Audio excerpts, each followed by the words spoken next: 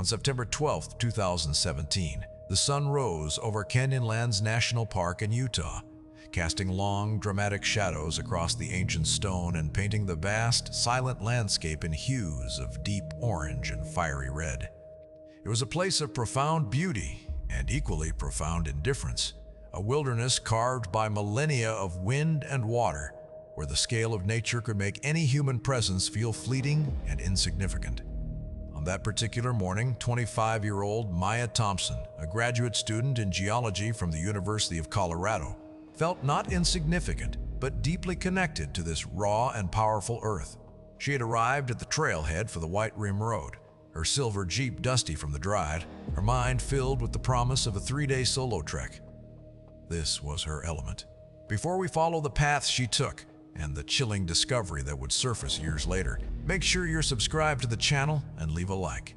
It helps us keep uncovering stories like Maya's, stories buried deep in places where most would never dare to look. Maya was not a casual tourist. She was an experienced hiker and a dedicated geologist who saw the canyons not just as scenery, but as a library of time, with stories etched into every layer of rock. Her family, while always laced with a low hum of worry, trusted her competence.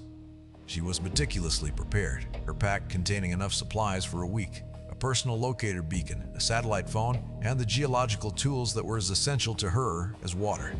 At 7:15 a.m., she sent a final text message to her older brother, Alex. It was a photo of the rising sun breaking over a distant mesa, accompanied by a short, enthusiastic caption, "At the trailhead." "The rocks are calling my name." It was the last communication anyone would ever receive from her. Her plan was straightforward, a 40-mile loop that she had studied for months, a journey into the heart of the park's rugged backcountry. She was due to check in with a pre-arranged satellite message that evening and return to her vehicle by the afternoon of September 15th. The first check-in was missed. Alex, a journalist by trade and a pragmatist by nature, told himself it was a technical glitch, a dead zone in the canyon's complex topography. But when the second day passed with an unbroken and unnerving silence, the hum of worry escalated into a roar of panic. On the morning of the 15th, when Maya failed to return to the trailhead, Alex contacted the National Park Service. The search for Maya Thompson began less than an hour later. The initial response was swift and comprehensive, a testament to the practiced efficiency of search and rescue operations in such a vast and unforgiving wilderness. Rangers found her Jeep exactly where she had left it, locked and undisturbed. Inside, a half-empty water bottle and a dog-eared paperback novel sat on the passenger seat, silent witnesses to a journey that had begun but never concluded. The first teams on the ground were composed of seasoned park rangers who knew the terrain's deceptive nature, its sudden drop-offs and labyrinthine side canyons. They followed her intended route, their eyes scanning the ground for any sign of passage, a scuffed rock, a broken branch, a single footprint in the hardened red dust. By midday, the operation had escalated.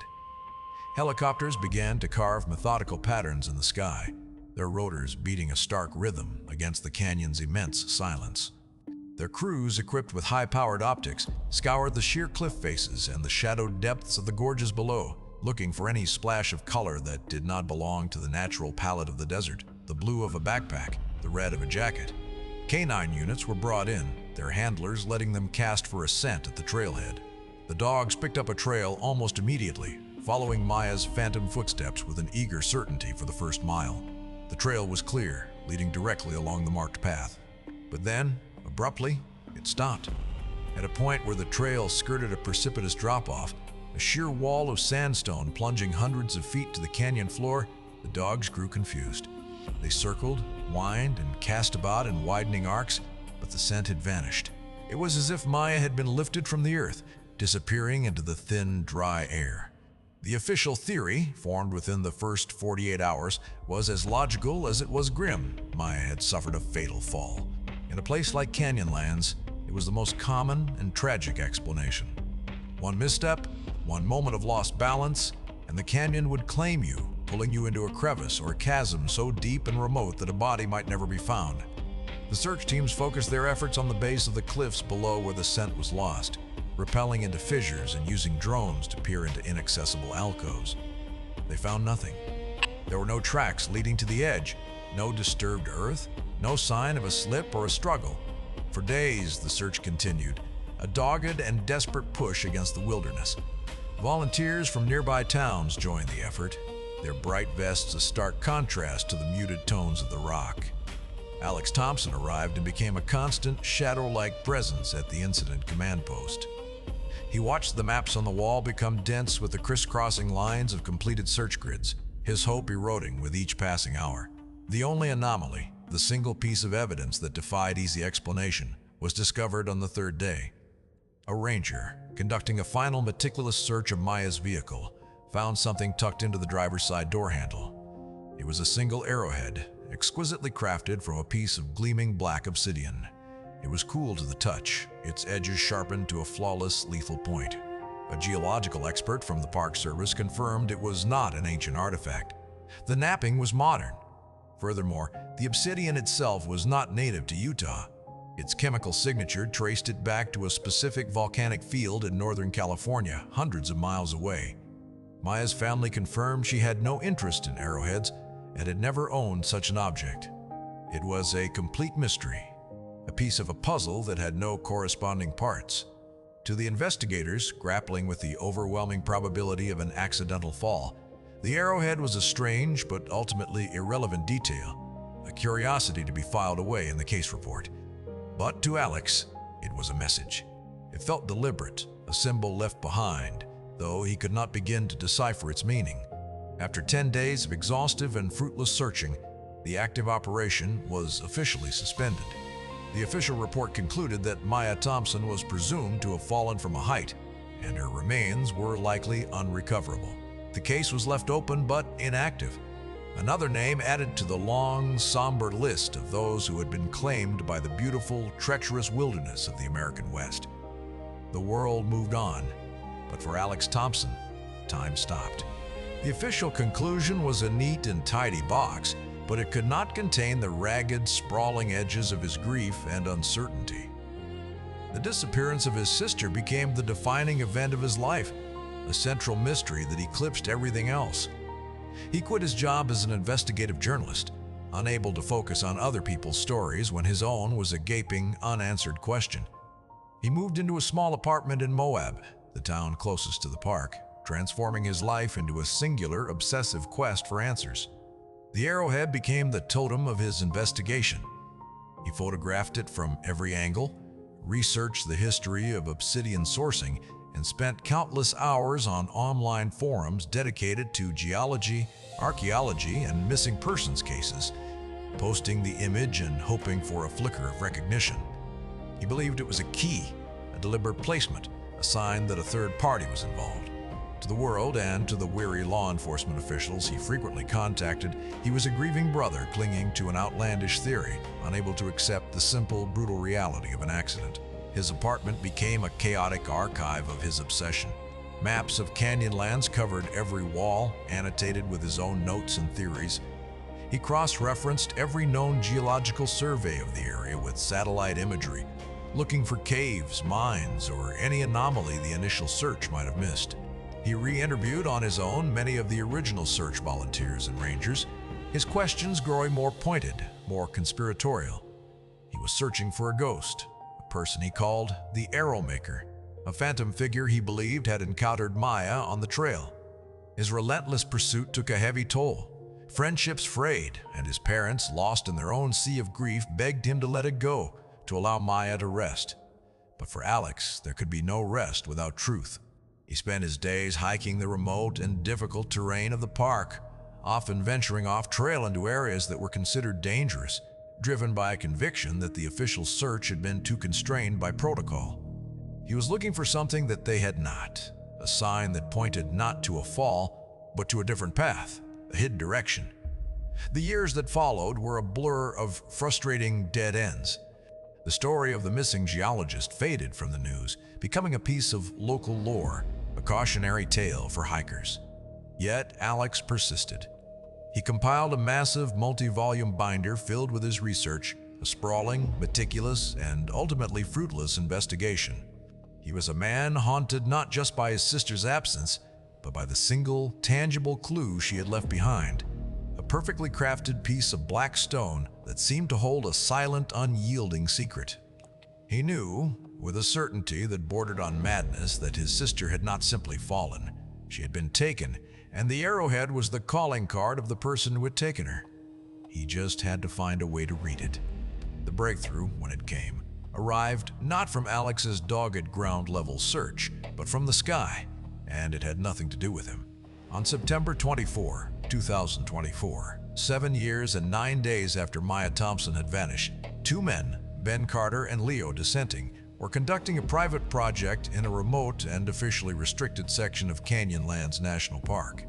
They were not hikers or geologists, but tech enthusiasts and semi-professional drone cartographers, and they were flying a state-of-the-art quadcopter equipped with a sophisticated LiDAR sensor. LiDAR, or light detection and ranging, works by firing millions of laser pulses at the ground and measuring the reflections to create an incredibly detailed, three-dimensional map of the surface.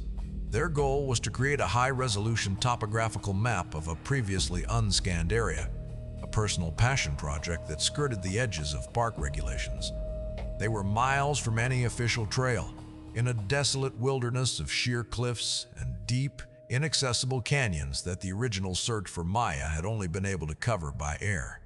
After a full day of flying, they returned to their camp and began processing the massive amounts of data their drone had collected. As they rendered the point cloud data into a 3D model on their laptop, an anomaly appeared. On the face of a monolithic sandstone cliff, a featureless wall of rock that plunged vertically for over 500 feet, the LiDAR scan revealed a perfectly geometric, rectangular shape. It was approximately 3 feet wide and 6 feet high, an impossibly perfect rectangle that stood out from the fractured organic chaos of the natural rock face like a digital error. To the naked eye, even from a helicopter, the feature was completely invisible, hidden behind a thin curtain of rock and desert varnish that made it blend seamlessly with its surroundings. But the lasers had seen through the camouflage. The shape was too perfect, too precise to be a natural formation. Carter and Dissenting, initially believing it to be a glitch in their software, ran the scan again. The rectangle remained. They cross-referenced their data with public geological surveys and satellite photos. Nothing.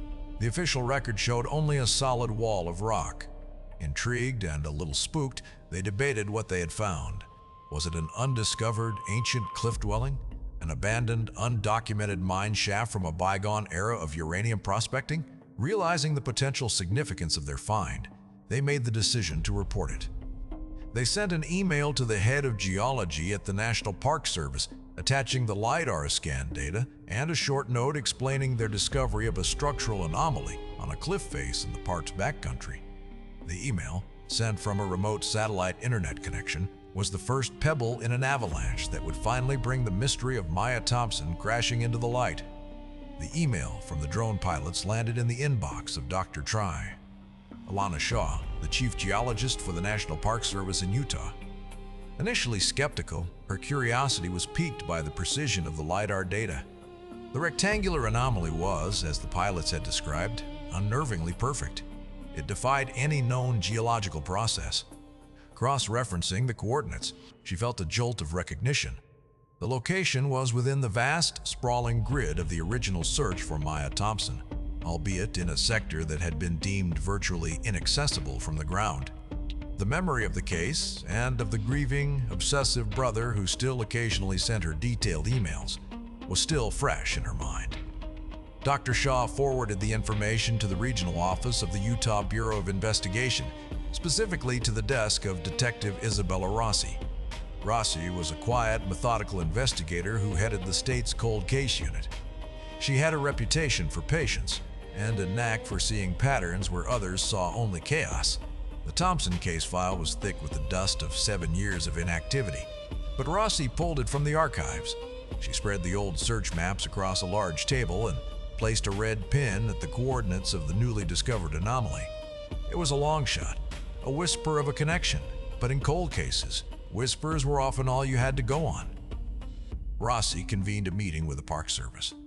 The logistics of reaching the anomaly were formidable. It was located on a sheer cliff face, accessible only by a highly technical rope descent. An elite team was assembled, consisting of 2 members of the park's search and rescue climbing unit, a forensic technician, and Detective Rossi herself, who, despite being in her late 40s, was an experienced climber. On a clear, windless morning, the team was airlifted by helicopter to the top of the mesa.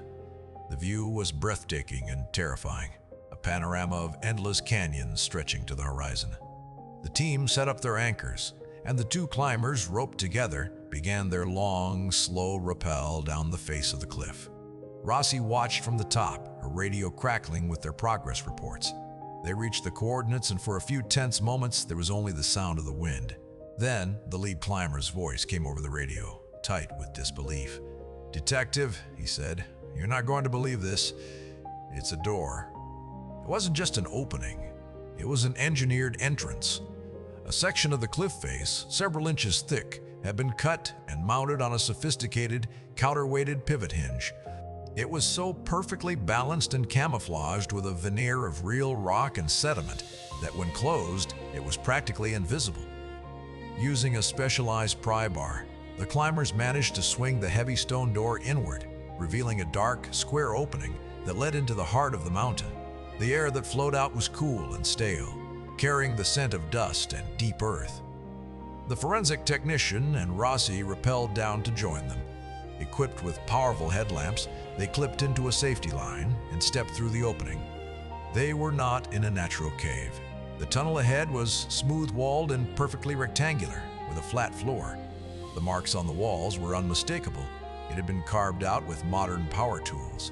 This was a man-made structure, a hidden labyrinth burrowed into the solid rock, a secret world suspended halfway between the sky and the canyon floor.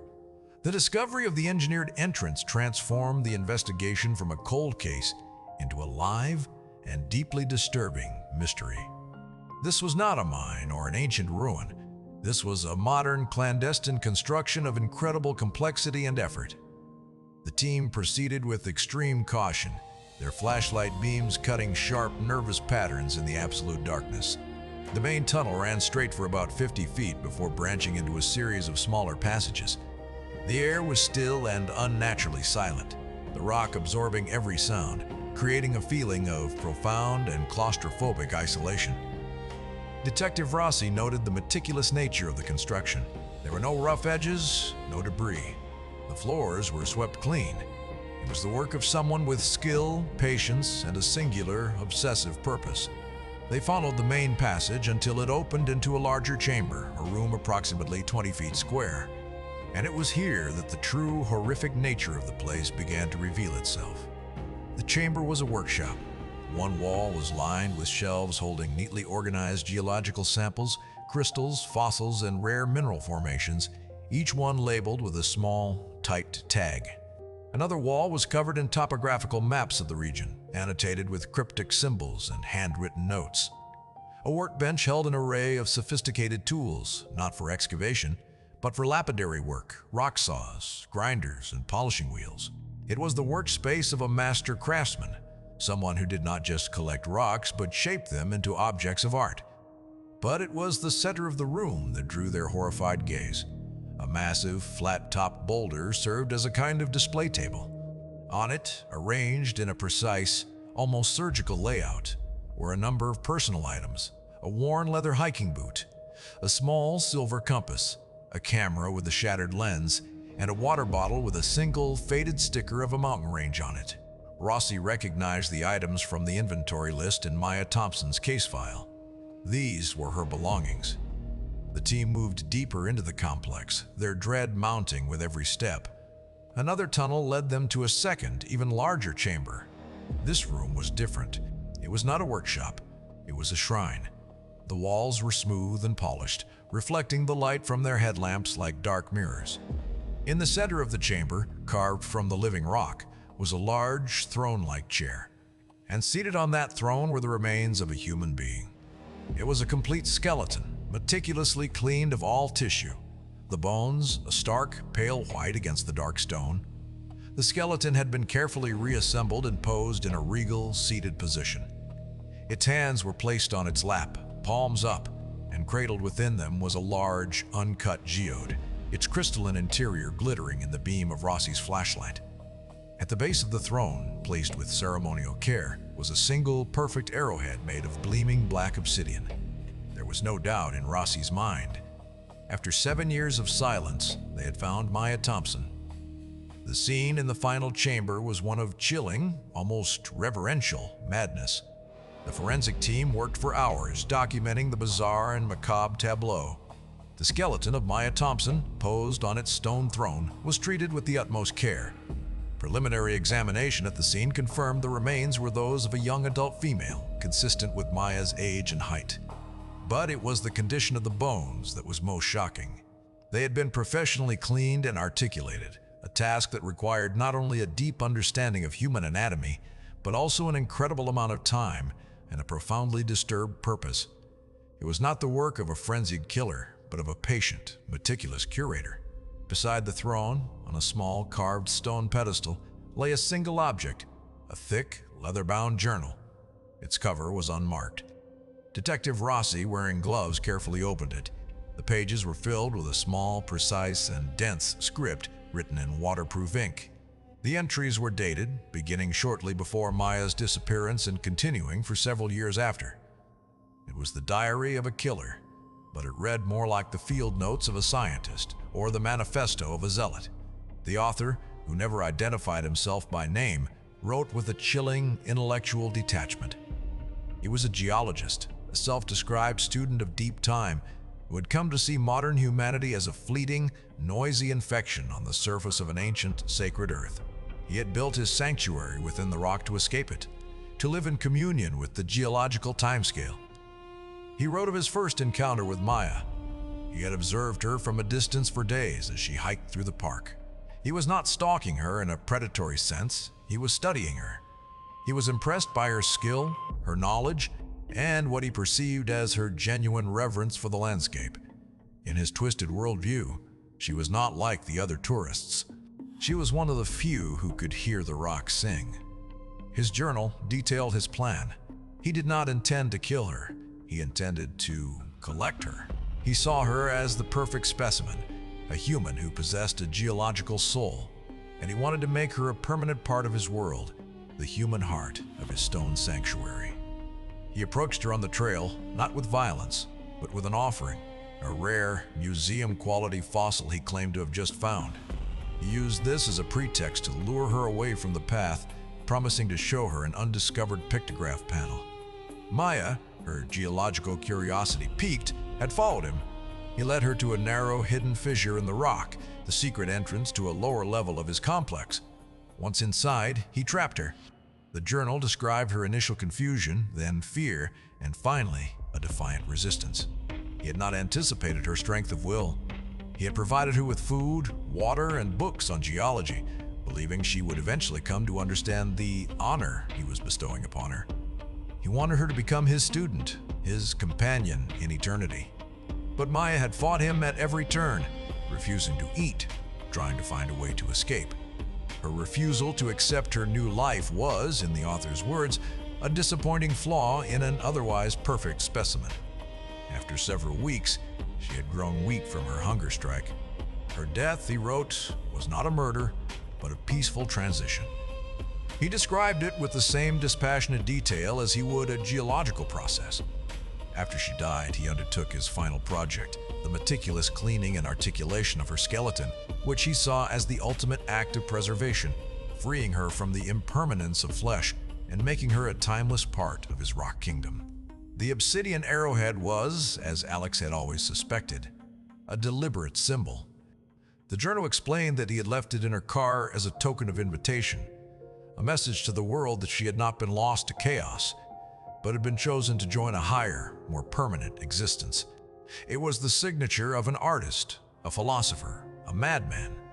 The journal was the key. It provided not only a confession and a motive, but also, on its final pages, a name. In a section detailing his past life, a life he had shed to become the curator of the canyon, he wrote about his academic career, his frustrations with the superficiality of university geology, and his ultimate dismissal from his post. He named the institution, and the year. He was Dr. Tertian Alistair Finch, a once brilliant but deeply eccentric geology professor who had been fired from a prestigious university over a decade ago for his increasingly erratic behavior and wildly unethical research proposals. He had then, by all accounts, simply vanished. The search of university archives and old faculty records quickly confirmed the details in the journal. Photographs from Finch's personnel file showed a man with intense, piercing eyes and an arrogant set of his jaw. He was a genius who had retreated from a world he despised into one of his own making, a kingdom of stone where he was the absolute monarch. Detective Rossi now had a name, a face, and a deeply disturbing psychological profile. The case was no longer just about finding Maya's killer. It was about hunting a man who was likely still alive, a man who had the skills, resources, and mindset to have created other hidden sanctuaries, and perhaps to have collected other specimens. The discovery of the journal and the identification of Alistair Finch launched a nationwide manhunt. Finch was a ghost. He had no driver's license, no credit cards, no social security activity, and no digital footprint for over 15 years. He had systematically erased himself from the modern world. Rossi's team began the painstaking work of reconstructing his life, starting with his academic career. They interviewed former colleagues and students who painted a consistent picture of a man who was both brilliant and profoundly unstable. He was a gifted geologist, but his theories had become increasingly mystical, bordering on religious. He spoke of the consciousness of rock and the vanity of biological life. He had been fired after proposing a research project that would have involved permanently sealing a human volunteer inside a deep cave to study the psychological effects of geological time. A proposal his department head had described as unconscionably insane. Alex Thompson, now working alongside Rossi's team, used his journalistic skills to dig even deeper. He tracked down Finch's estranged family, who had not seen him in 20 years. They described a man who had grown increasingly reclusive and paranoid, obsessed with the idea that a coming geological event would wipe out humanity and that only those who retreated into the earth would survive.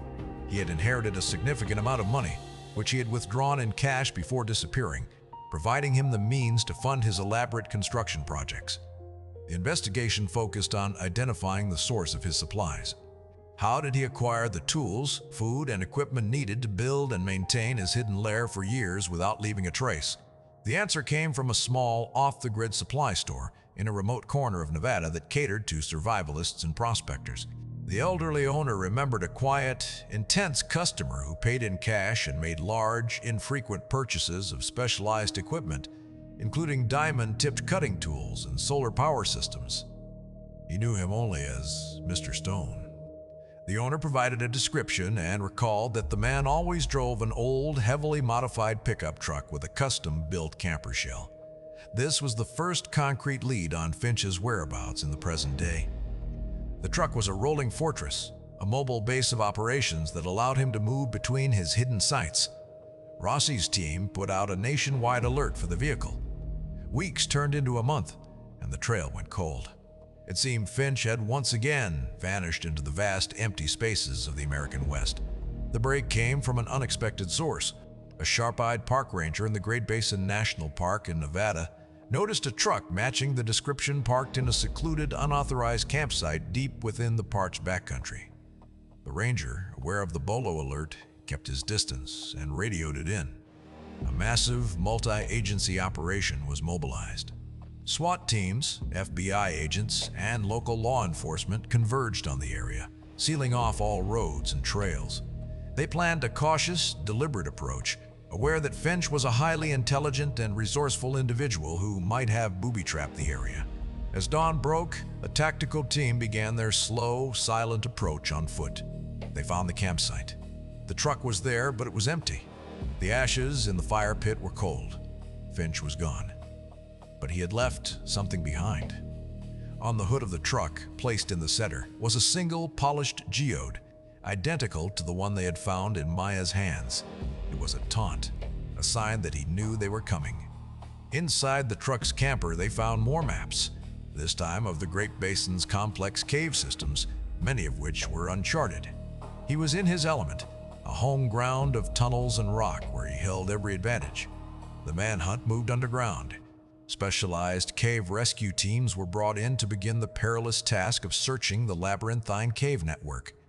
It was a nightmare scenario, a vast three-dimensional maze with countless places to hide. The search was tense and claustrophobic. For 2 days, they found nothing. Then, a team exploring a deep, previously unmapped section of the cave system found signs of recent activity, discarded food wrappers, and fresh footprints. They followed the trail deeper into the earth, their radios struggling to maintain a connection with the surface command post. The trail led them to a narrow squeeze, a passage so tight they had to remove their packs to get through. On the other side, it opened into a small, natural cavern, and there, sitting calmly in the center of the cavern, illuminated by a single battery-powered lantern, was Alistair Finch. He was not armed. He showed no signs of panic or aggression. He simply sat on a rock, looking at them with an expression of weary disappointment, as if they were unruly students who had interrupted an important lesson. His capture was anticlimactic. He offered no resistance, speaking only once as they let him out in restraints. He looked at the ranking FBI agent and said, with genuine intellectual curiosity, "You don't understand, do you? Flesh is temporary. Rock is eternal. I was giving her a gift." The trial of Dr. Alistair Finch was a media sensation, a courtroom drama that captivated a nation. He was charged with kidnapping and murder, but his defense team argued for an insanity plea. They presented him as a man who had lost his grip on reality, a brilliant mind that had fractured under the weight of its own obsessive philosophies. The prosecution, led by a steely-eyed state attorney, countered that Finch was not insane, but was instead a narcissist of the highest order. A man who believed his own intelligence placed him above the moral and legal laws that govern society. They argued that his meticulous planning, his years of clandestine work, and his systematic erasure of his own identity were not the acts of a madman, but of a methodical and patient predator. The most powerful evidence against him was his own journal. The prosecutor read excerpts aloud to the jury, Finch's own chilling, dispassionate words describing the abduction and slow death of Maya Thompson. Finch, for his part, remained silent and impassive throughout the proceedings. He listened to the testimony with the detached air of an academic attending a lecture, occasionally taking notes on a legal pad. He refused to testify in his own defense. The only time he showed any emotion was when the prosecution displayed photos of his underground sanctuary, his life's work, now cataloged as a crime scene. A flicker of anger, or perhaps loss, crossed his face before being replaced by his usual mask of intellectual indifference. The jury took less than 5 hours to find him guilty on all counts. He was sentenced to life in prison without the possibility of parole. After the verdict, Alex Thompson spoke to the press on the courthouse steps. His face was etched with the exhaustion of his 7-year ordeal. He said he felt not victory, but a profound and hollow emptiness. The answers he had so desperately sought had brought no peace, only a more detailed and horrific understanding of his sister's final days. He spoke of Maya's love for geology and the cruel irony that she had been killed by a man who had twisted that shared passion into a monstrous ideology. The hidden world that Alistair Finch had built was systematically dismantled and sealed by federal authorities. The entrance was filled with concrete, erasing it from the landscape and turning the cliff face back into an unbroken wall of stone. Maya Thompson's remains were returned to her family. They buried her in a small cemetery in the foothills of the Rocky Mountains, her grave marked with a simple stone engraved with her name and a quote from a geology textbook she had loved. The rocks are not silent, you just have to learn how to listen. The case was officially closed, but its story lingered, becoming a dark, modern fable about obsession, the porous boundary between genius and madness, and the vast hidden spaces both in the wilderness and in the human soul that can lie just beyond the edge of our mapped and ordered world. For years to come, hikers in Canyonlands would look at the towering walls of rock with a new sense of unease, wondering what other secrets they might hold.